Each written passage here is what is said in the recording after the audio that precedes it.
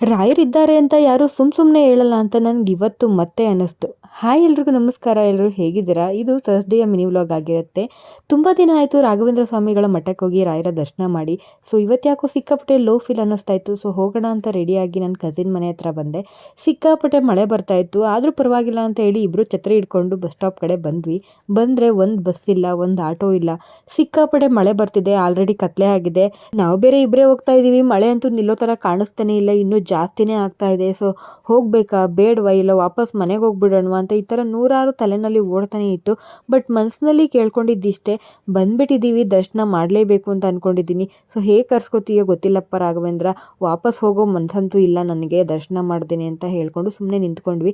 ನೀವು ನಂಬಲ್ಲ, ಒಂದು ಆಟೋ ಬಂತು. ಯೂಶ್ವಲಿ ದೇವಸ್ಥಾನದ ಕಡೆ ಹೋಗಬೇಕಂದ್ರೆ 6ರಿಂದ 7 ಸೀಟ್ ಆಗದೆ ಅವ್ರು ಆಟೋನೇ ತೆಗಿಯಲ್ಲ. ಬಟ್ ನಾವು ಇದ್ದಿದ್ದೇ ಇಬ್ಬರು, ಜೊತೆಗೆ ಇನ್ನೊಬ್ಬರು ಆಂಟಿ ಸಿಕ್ಕಿದ್ರು. ಸೊ 3 ಜನನೇ ಅವರು ಕರ್ಕೊಂಡೋಗಿ ದೇವಸ್ಥಾನದ ಹತ್ರ ಬಿಟ್ಟರು. ಆ್ಯಂಡ್ ದರ್ಶನ ಸಹ ತುಂಬ ಚೆನ್ನಾಗಾಯಿತು. ಮಳೆ ಇದ್ದಿದ್ದರಿಂದ ತುಂಬ ಜನನೂ ಸಹ ಇರಲಿಲ್ಲ. ಸೊ ನನಗನ್ಸಿದ್ದಿಷ್ಟೇ, ನಮ್ಮ ಮನಸ್ಸಲ್ಲಿ ನಿಜವಾದ ಭಕ್ತಿ, ಶ್ರದ್ಧೆ, ನಂಬಿಕೆ ಇದ್ದಾಗ ರಾಯರು ಖಂಡಿತ ಸಪೋರ್ಟ್ ಮಾಡ್ತಾರೆ, ಅದನ್ನು ಈಡೇರಿಸ್ತಾರೆ ಅಂತ. ಶ್ರೀ ರಾಘವೇಂದ್ರಾಯ ನಮಃ.